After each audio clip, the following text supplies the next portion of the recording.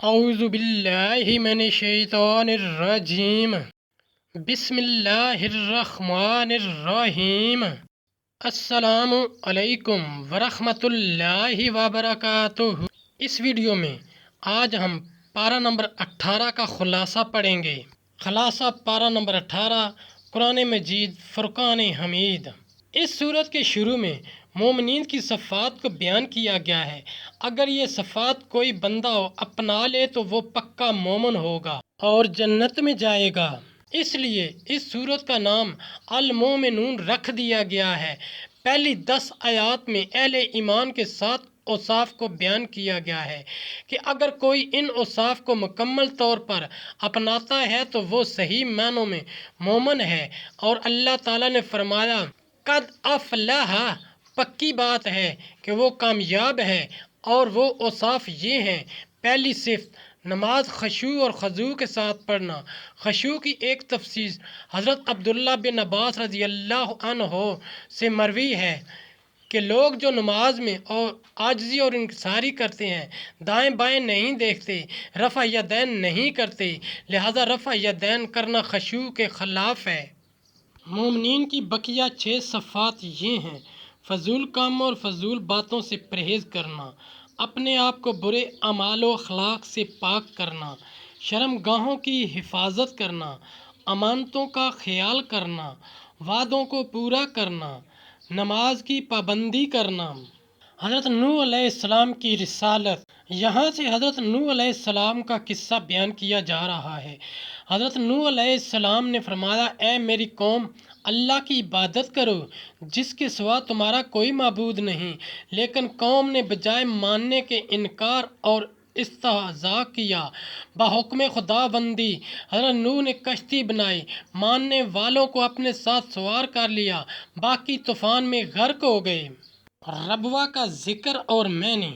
اللہ تعالیٰ فرماتے ہیں، ہم نے حضرت عیسیٰ علیہ السلام اور ان کی والدہ حضرت مریم علیہ السلام کو اپنی قدرت کی نشانی بنایا، یعنی حضرت عیسیٰ علیہ السلام بغیر والد کے پیدا ہوئے۔ ایک بادشاہ تھا جو ان کا دشمن تھا، وہ انہیں قتل کرنا چاہتا تھا، تو اللہ تعالیٰ نے انہیں ایک ایسی بلند جگہ ربوہ پر پناہ دی جو پرسکون، صاف ستھرے، بہتے ہوئے پانی والی اور سرسبز و شاداب تھی، اور یہ جگہ بیت المقدس کے قریب ہے۔ ربوہ ٹیلے کو کہتے ہیں۔ اس سے قادیانیوں والا خود ساختہ ربوہ جو پاکستان میں مراد نہیں، ربوہ کا نام بدل کر چناب نگر رکھ دیا گیا ہے۔ مشرکین کی محرومی کی وجہ۔ مشرکین کی عادت یہ تھی کہ اللہ تعالیٰ کے کلام کو سنتے نہیں تھے بلکہ دوڑ جاتے تھے، آیت کا انکار کرتے تھے، اور یہ کام غرور اور تکبر کی وجہ سے کرتے تھے۔ یہ لوگ رات کو محفلیں سجا سجا کر قرآن کریم کے بارے میں بیہودہ باتیں کرتے تھے۔ ان مشرکین کی یہ گندی عادت تھی کہ رات کو بیٹھ کر قصے کہانیاں سناتے۔ اللہ کی آیات اور نبی صلی اللہ علیہ وسلم کی باتوں سے ان کو کوئی دلچسپی نہیں تھی۔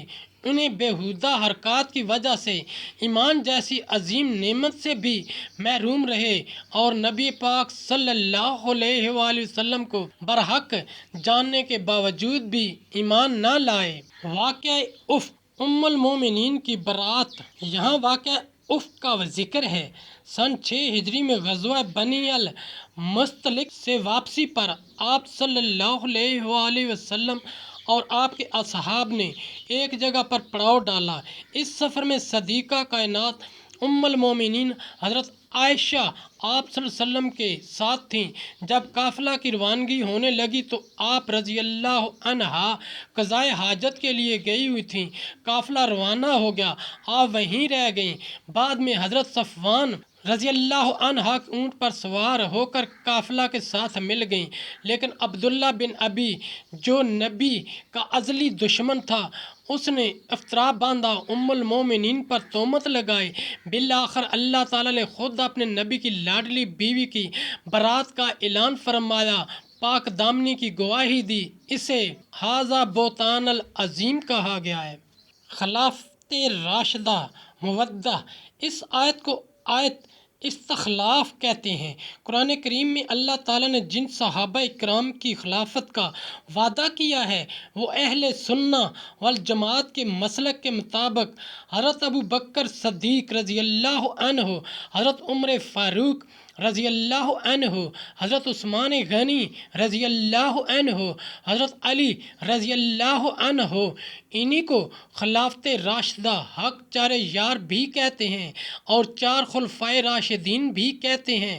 تو اس آیت میں انہی چار حضرات کی خلافت کا ثبوت ہے۔ مشرکین کے اعتراضات اور ان کا جواب۔ پہلا اعتراض اور جواب۔ مشرکین کہتے تھے کہ قرآن کریم کو محمد صلی اللہ علیہ وآلہ وسلم نے خود گڑھا ہے۔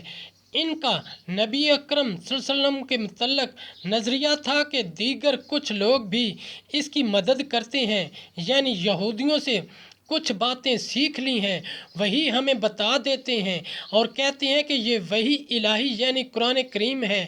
اللہ تعالیٰ فرماتے ہیں کہ یہ لوگ ظالم اور کھلے جھوٹ پر اتر آئے ہیں۔ جواب۔ اگلی آیت میں جواب دیتے ہوئے فرمایا کہ اے میرے پیغمبر، آپ فرما دیجئے کہ قرآن میری طرف سے افطرا نہیں بلکہ یہ اللہ تعالیٰ کی طرف سے ہے۔ دوسرا اعتراض اور جواب۔ ان کا ایک اعتراض یہ تھا کہ یہ کیسا نبی ہے جو کھاتا پیتا ہے، بازاروں میں چلتا پھرتا ہے، فرشتہ بھی نہیں اور اس کے پاس خزانہ بھی نہیں۔ اگر نبی ہوتا تو اس کے ساتھ ملائکہ ہوتے، پیغمبر ہوتا تو نہ کھاتا نہ پیتا۔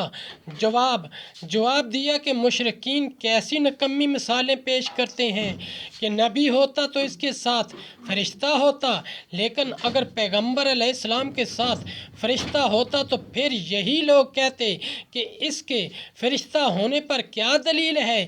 اگر نبی ہوتا اور نہ کھاتا تو پھر کہتے کہ ہم کھاتے ہیں، تو ہمارا نبی تو وہ ہونا چاہیے جو کھانے والا ہو۔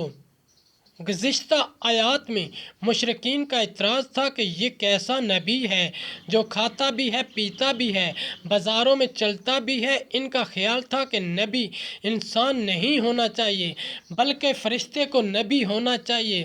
یہاں جواب دیا گیا، جن انبیاء کو تم بھی نبی اور رسول مانتے ہو وہ بھی تو انسان ہی تھے، انسانوں کی طرح کھاتے پیتے تھے، بازاروں میں چلتے پھرتے تھے، لہٰذا اس سے تم سمجھ لیجئے کہ کھانا پینا، بازار میں چلنا وغیرہ منصب نبوت کے اور رسالت کے منافی نہیں ہے۔